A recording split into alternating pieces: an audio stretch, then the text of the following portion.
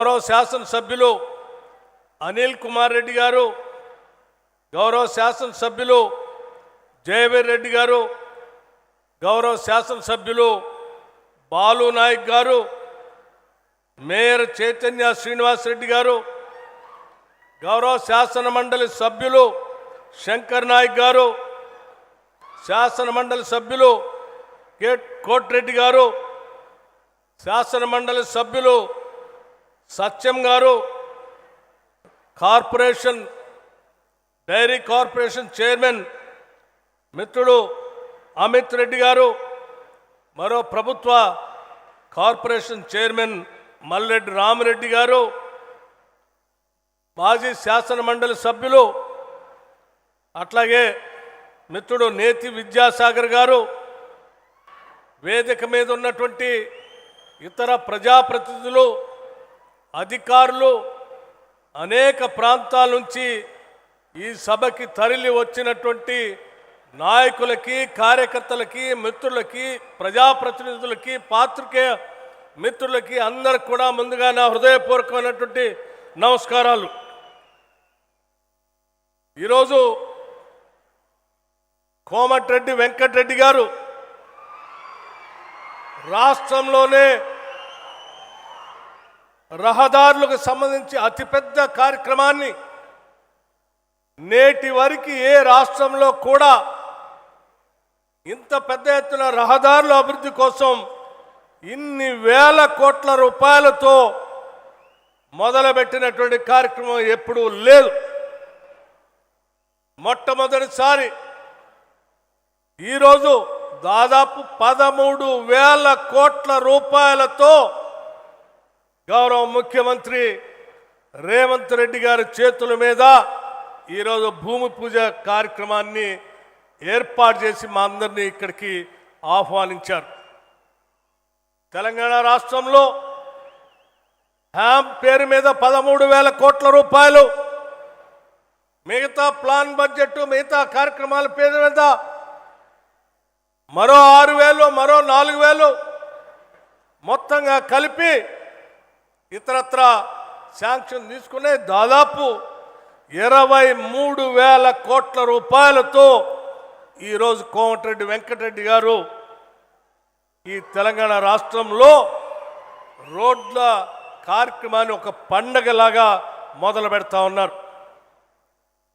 ఈ 23,000 కోట్లతో పాటు వారు అనేక స్కీమ్స్ నుంచి అటు కేంద్రం నుంచి కానీ రాష్ట్రంలో వివిధ పథకాల ద్వారా కానీ మొత్తంగా దాదాపు 90,000 కోట్ల రూపాయలతో ఈరోజు రాష్ట్రంలో రహదారుల నిర్మాణం పైన దృష్టి సారించి ఈరోజు రాష్ట్రంలో ఇన్ఫ్రాస్ట్రక్చర్ని పెద్ద ఎత్తున అభివృద్ధి కార్యక్రమాలకి నాంది పలికారు. ఇది తెలంగాణ రాష్ట్ర భవిష్యత్తుకి అద్భుతమైనటువంటి పునాదులు వేసేటువంటి కార్యక్రమం. ఈరోజు నల్గొండ జిల్లాలో పెద్ద ఎత్తున సమావేశం పెట్టడానికి కేవలం రోడ్లకు సంబంధించి భూమి పూజ కార్యక్రమం ఒక్కటే కాదు, నల్గొండ జిల్లా కానీ లేకపోతే రేపు 30వ తారీఖున జరిగినటువంటి సభ రైతు ఆశీర్వాద సభ సంబంధించి కానీ 2 జిల్లాలు కూడా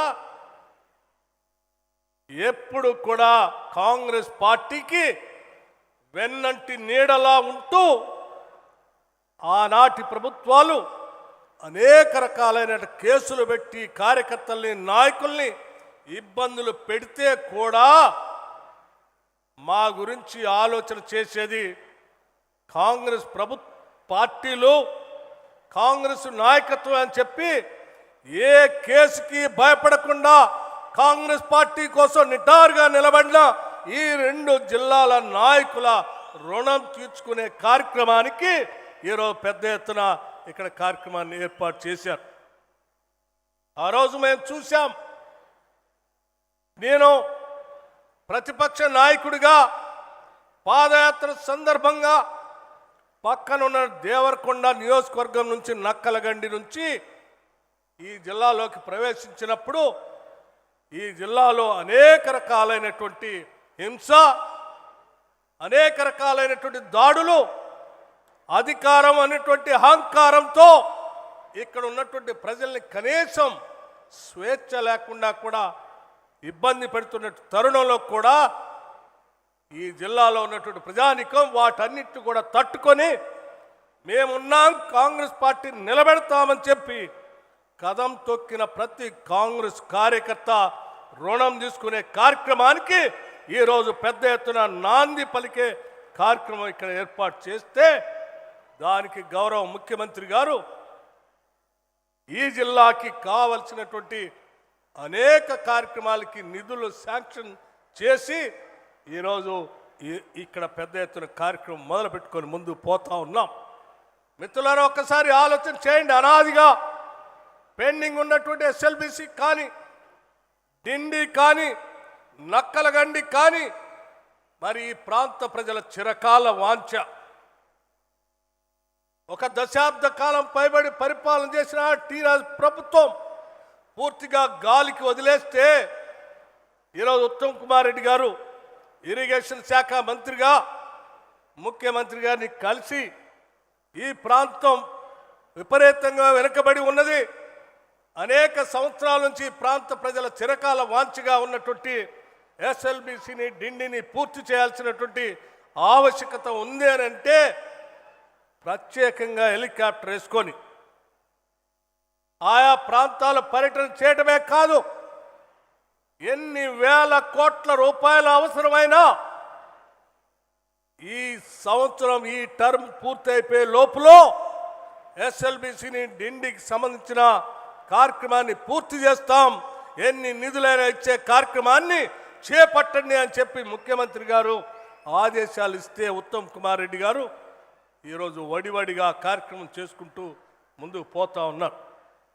మిత్రులారా, ఆనాటి ప్రభుత్వానికి మన ప్రభుత్వానికి ఉన్న తేడా ఒక్కటే.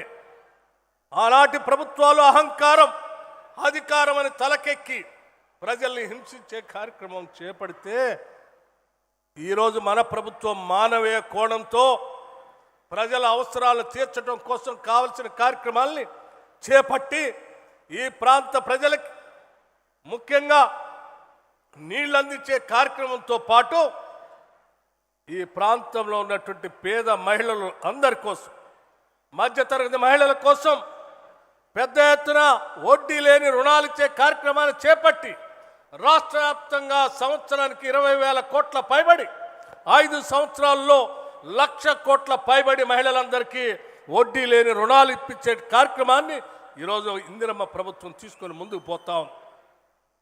పేదవాడికి ఇల్లు లేకపోయి ఇబ్బంది పడతా ఉంటే ప్రతి పేద కుటుంబానికి, గూడు లేని కుటుంబానికి 5 లక్షల రూపాయల లెక్క 4,50,000 ఇళ్లని పేదవాళ్ళకి ఇల్లు ఇచ్చి ఈరోజు 22,500 కోట్ల రూపాయలతో పేదలకు ఇల్లు కట్టించే కార్యక్రమాన్ని చేపట్టి ముందుకు పోతాం.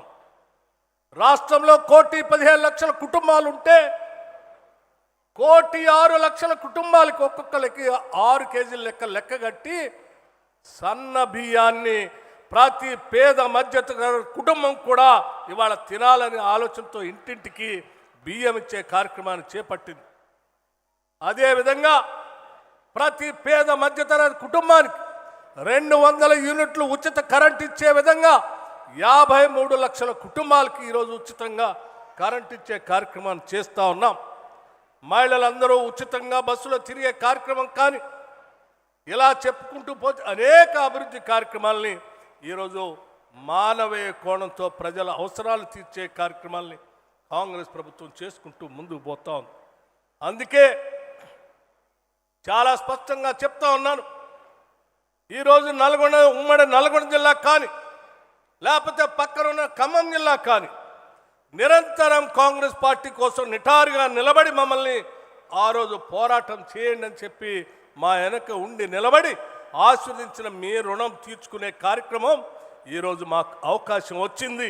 ఈ అవకాశం సందర్భంగా తప్పనిసరిగా ప్రజలని మానవీయ కోణంతో ఆలోచన చేసి ఎటువంటి భయం లేకుండా స్వేచ్ఛగా, స్వాతంత్రంగా మానవీయ అవసరాలను తీర్చేటువంటి కార్యక్రమాన్ని చేపట్టే ప్రభుత్వంగా ఈరోజు మేము ముందుకు వచ్చాం.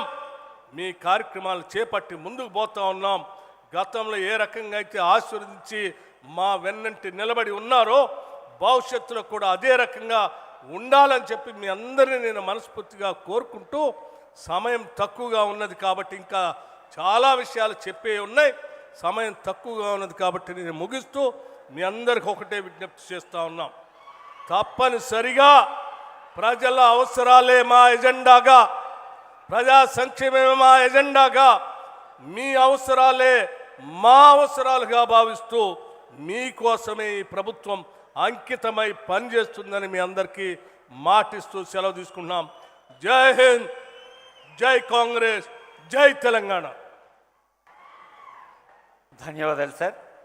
మనమంతా ఎవరి సందేశం కోసం ఎదురు చూస్తున్నామో, రక్షిత తాగునీటితో పట్టణ ప్రజలకు, సాగునీరుతో రైతులకు, రహదారి మార్గాల పూదండతో నల్లగొండకు కొత్త ఉత్సాహాన్నిచ్చిన ఆనరబుల్ సీఎం గారి సందేశం.